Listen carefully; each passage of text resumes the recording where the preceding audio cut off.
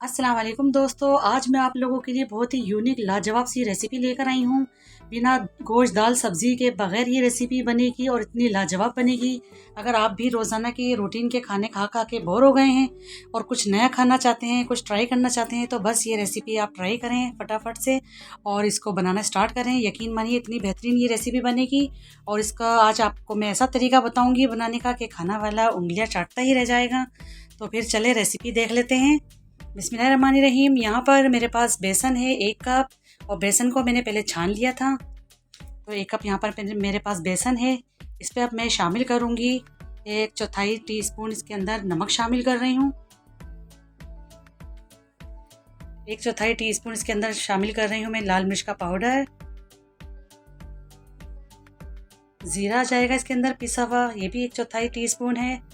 धनिया पिसा हुआ यानी मैंने इसको दरदरा सा कूट लिया था, ये भी 1/4 टीस्पून शामिल किया है। अजवाइन शामिल की है मैंने, ये ज़रूर डालिएगा। इस रेसिपी की खासियत है ये कि इसमें ज़रूर शामिल की जाती है, आपके लिए बहुत बेहतरीन है, डाइजेशन का काम करेगी। ये भी 1/4 टीस्पून डाला है मैंने और 1 चुटकी मैंने मीठा सोडा शामिल किया है यानी खाने का सोडा और 1 टीस्पून कुकिंग ऑयल शामिल कर दिया है मैंने। अब इन सब चीज़ों को पहले मैं अच्छे से मिक्स करूँगी। अभी हम इसके अंदर पानी नहीं डालेंगे, बस इसको हाथ से मिक्स कर लेंगे बहुत अच्छे से। हाथ से मैंने अच्छे से इसको मिक्स कर लिया। अब इसके अंदर मैं बहुत थोड़ा सा पानी शामिल करूँगी। याद ये रहे कि हमें ये डो बहुत ज़्यादा सख्त बनानी है, हमें ये डो बिल्कुल भी नरम नहीं करनी। जितनी हमारी डो सख्त होगी उतने ही हमारे आज बेसन के बेले बनेंगे। बहुत ज़बरदस्त सी रेसिपी आज आप लोगों के लिए मैं लेकर आई हूँ, क्योंकि आज मैं बना रही हूँ बेसन के बेले। ये देख सकते हैं बहुत हार्ड सी मैंने इसके अंदर सख्त मैंने डो तैयार करी है और ज़्यादा इसको मसला भी नहीं है, बस इसको ऐसे ही इकट्ठा करके मैंने रख दिया है। अब आपकी मर्ज़ी, इसको 10 मिनट का रेस्ट दे सकते हैं या फिर इसको ऐसे ही बना सकते हैं। तो मैंने इसको 10 मिनट का रेस्ट दे दिया है। हाथों में थोड़ा सा मैंने ग्रीस कर लिया है ऑयल से।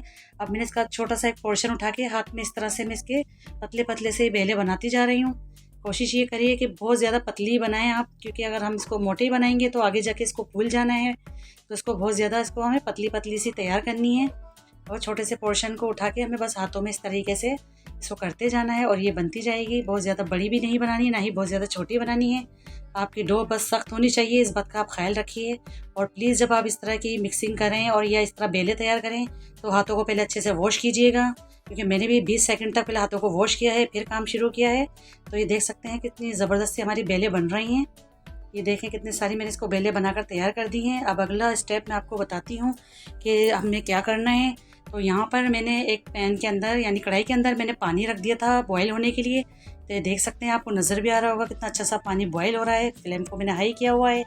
अब इसके अंदर शामिल करती जाऊँगी सारी बेलें जितनी भी हमने बनाई हैं, क्योंकि हमें इसको 3 मिनट तक कुक करनी है। 3 मिनट के अंदर ही बिल्कुल अच्छे से तैयार हो जाएंगी। अगर आप चाहें तो 5 मिनट तक भी इसको पका सकते हैं, लेकिन कम से कम टाइम इसका 3 मिनट ही है और ज़्यादा से ज़्यादा 5 मिनट तक भी इसको फ्राई कर लें। इसके अंदर आप इसको बॉईल कर लें। इसके 2 तरीके होते हैं इसको पकाने के। ये एक तो ये तरीका मैं आपको बता रही हूँ इस तरह से बॉईल करने का। दूसरा ये है कि इसको फ्राई भी किया जाता है ऑयल के अंदर, लेकिन ये तरीका ज़्यादा अच्छा है, इससे बहुत अच्छी सॉफ्ट बनती है हमारी डो। हमारी हार्ड रखने का मकसद ही यही था कि यहाँ पर देखें आप बिल्कुल परफेक्ट बॉईल हो रही हैं, वरना हमारी बिखर जाती टूट जाती अगर हम अपनी डो को नरम बनाते तो बस हमें डो अपनी बहुत ज़्यादा सख्त बनानी है। और इस तरह से देखें इसको 5 मिनट हो गए हैं इसको कुक करते हुए, तो मैं इसको अब बाहर निकाल लूँगी। सारी बेलों को इसको बाहर निकाल लिया मैंने एक प्लेट के अंदर। और ये जो आपको पानी नज़र आ रहा है इसको हम ज़ाया बिल्कुल भी नहीं करेंगे। जब हम अपनी कुकिंग स्टार्ट करेंगे तो ये पानी हमें काम आएगा।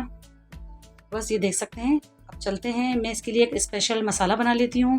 तो यहाँ पर मेरे पास तली हुई प्याज है, एक मीडियम साइज़ की प्याज थी, शामिल कर रही हूँ जब मिक्सी के जार के अंदर, क्योंकि हमें पेस्ट बनाना है। मैं कच्ची प्याज शामिल नहीं कर रही, उससे सालन का जायका इतना अच्छा नहीं आता, तो इसलिए तली हुई प्याज शामिल की मैंने। एक दरमियाना टमाटर शामिल कर दिया है और आधा कप मैंने इसके अंदर दही शामिल कर दिया है। इसका मैं पेस्ट तैयार कर लूँगी बस। तो अब चलते हैं अपनी कुकिंग की तरफ। तो यहाँ पर देख सकते हैं मेरे पास ऑयल गरम है, 1/2 कप कुकिंग ऑयल है। जैसे इसके अंदर गरम हो गया है ऑयल मेरा, तो इसके अंदर मैं शामिल कर रही हूँ 1/2 टीस्पून ज़ीरा, साबुत ज़ीरा चला गया है। 1/2 टीस्पून से भी कम मैंने इसके अंदर मेथी दाना शामिल किया है और 1/2 टीस्पून से भी कम मैं इसके अंदर शामिल कर रही हूँ राई दाना। इन तीनों चीज़ों को मैं बहुत अच्छे क्रैकल करूँगी। मेथी दाना आप ज़रूर शामिल कीजिएगा, इससे इसका फ्लेवर बहुत ही अच्छा निकल कर बाहर आएगा।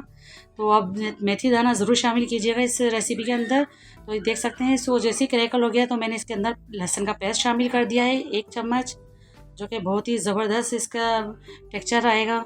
और जब ये फ्राई हो गए मसालों के साथ, यकीन मानिए इतना बेहतरीन इसका जायका निकल कर आएगा। तो अब यहाँ पर मैं इसके अंदर शामिल कर रही हूँ जो मैंने पेस्ट बना के रखा था, जो प्यूरी बनाई थी मैंने प्याज और टमाटर की, ये शामिल कर दिया। इसको मैं बहुत अच्छे से भूनूंगी इसको। और जो बोल में लगा रह गया था उसमें मैंने थोड़ा पानी शामिल कर दिया है, क्योंकि असल फ्लेवर इसके अंदर ही मौजूद है, हम ज़ाया नहीं करेंगे किसी भी चीज़ को। तो उसके अंदर देख सकते हैं मैं बहुत अच्छे से बुनाई कर रही हूँ इसको। बुनाई मेरी बहुत अच्छे से हो जाएगी तो फिर मैं इसके अंदर बेसिक मसाले शामिल करूँगी।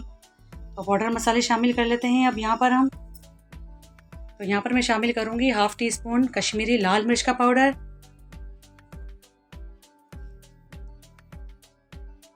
1/2 टीस्पून इसके अंदर शामिल करूँगी हल्दी पाउडर। धनिया पाउडर चला गया है इसके अंदर 1/2 टीस्पून। नमक भी शामिल कर दिया है मैंने टेस्ट के अकॉर्डिंग। और ये लाल मिर्च का पाउडर है, ये भी मैंने 1/2 टीस्पून लिया है। कश्मीरी लाल मिर्च डालने का मकसद ये होता है कि इससे कलर बहुत ही शानदार निकल कर आता है। अगर आपके पास कश्मीरी लाल मिर्च नहीं है तो आप उसको स्किप कर दीजिए, इसको ऐसे ही बना लें। तो बस इसको मैं बहुत अच्छे से भून रही हूँ। अब हमें यहाँ पर बिल्कुल भी कंजूसी नहीं करनी है, चमचा बराबर प्रॉपर हमें चलाते रहना है। और अगर ज़रूरत पड़ेगी तो हम इसके अंदर पानी भी शामिल करेंगे, जो हमने बेलों को पकाने के टाइम इस्तेमाल किया था। तो बस इसकी मैं भुनाई कर रही हूँ मैं बहुत अच्छे से। मेरी भुनाई हो चुकी है, तो अब मैं यहाँ पर शामिल कर रही हूँ सारी बेलें जो हमने बॉईल करके रखी हुई हैं। ये बेलें इसके अंदर चली गई हैं। और यकीन मानिए इतना बेहतरीन सा ये सालन बन रहा है कि जब आप इसको खाएंगे तो आपको पता चलेगा। और ये देखें बेलें कितनी ज़बरदस्त सी लग रही हैं, इतने शानदार लुक के साथ इसके अंदर चली गई हैं। और ऐसा नहीं कि ये बहुत हार्ड है, मैं आखिरी में आपको चेक भी ज़रूर कराऊंगी। तो बस इसको मैंने अच्छे से डाल के मिक्स कर दिया है, क्योंकि तेल सेपरेट हो चुका है, ऑयल तेल मसाले से अलग हो चुका है। तो अब मैं इसमें पानी शामिल कर रही हूँ ग्रेवी लगाने के लिए। ये वही पानी है जो मैंने बेलों को बॉईल किया था, क्योंकि उसका असल फ्लेवर उसी के अंदर मौजूद है। बस और ग्रेवी भी आप अपने हिसाब से लगा सकते हैं, आपको कितना पतला चाहिए या कितना गाढ़ा चाहिए। लेकिन ये सालन थोड़ा ऐसे ही अच्छा लगता है, ना ही ज़्यादा गाढ़ा अच्छा लगता है, ना ही ज़्यादा पतला अच्छा लगता है। अब यहाँ पर मैं शामिल करूँगी 1/2 टीस्पून गरम मसाला पाउडर, ये जो मेरा होममेड है। इसके डालने से बहुत ही अच्छा इसका टेस्ट निकल कर आएगा। साथ ही में मैं हरी मिर्ची शामिल कर रही हूँ और हरा धनिया शामिल कर दिया है मैंने कट करके। बहुत ही ज़बरदस्त हमारा बेलों का सालन बनकर तैयार हुआ है। बस इसको मैं बहुत अच्छे से पहले जोश लूँगी 2-3 दफ़ा, फिर इसको मैं धीमी आंच में रखूँगी। और इसको बनाने में ज़्यादा टाइम नहीं लगता, मुश्किल से 15-20 मिनट लगते हैं सिर्फ बनाने में। कोई इसके अंदर ज़्यादा झंझट नहीं है कि खड़ा होना नहीं पड़ता। तो ये देख सकते हैं माशाल्लाह से इतने ज़बरदस्त से हमारे कुक हो गए हैं। तो चलिए अब मैं इसको सर्व करके दिखाती हूँ। ये देखिए माशाल्लाह से इतनी ज़बरदस्त बेहतरीन लुक के साथ हमारे बेलों का सालन बनकर तैयार हुआ है। और इतना खुशबूदार है, यकीन मानिए, क्योंकि हमने इसके अंदर मसाले ही ऐसे डाले हैं। आप लोग इसको मेरे कहने से ज़रूर ट्राई कीजिएगा और फिर मुझे बताइएगा कि कैसा बना था। मैं इसको तोड़कर भी दिखाऊँगी आपको कि ये कैसी है, हार्ड बिल्कुल भी नहीं है, यकीन मानिए बहुत ही सॉफ्ट है। और खाने में तो बहुत ही लाजवाब थी। इसको आप चपातियों के साथ खाइए या इसको आप उबले हुए राइस के साथ भी खा सकते हैं, बहुत ही मज़ेदार लगेगा ये सालन। इतनी लो कॉस्ट रेसिपी आज आपको मैंने दी है, यकीन करिए ये बिल्कुल फ्रेंडली बजट रेसिपी है। मेरी हमेशा से यही कोशिश रहती है कि मैं आप लोगों को वो रेसिपीज़ दूँ जिसके मसाले आपके घर में हर वक्त अवेलेबल हों। और इस महंगाई के दौर में आपको पता है कि किचन का बजट किसी का आउट ना हो बस। तो बस मैंने आज आपको ये बहुत ही ज़बरदस्त सी और फ्रेंडली बजट रेसिपी आज आपको दी है, तो इसको ज़रूर ट्राई कीजिएगा और फिर मुझे बताइएगा। तो आई होप आपको आज की ये मेरी रेसिपी ज़रूर पसंद आई होगी। पसंद आई तो प्लीज़ लाइक करिए, शेयर करिए, सब्सक्राइब करिए और दुआओं में याद रखिए। और मुझे दीजिए इजाज़त, फिर मिलती हूँ एक और नेक्स्ट रेसिपी के साथ।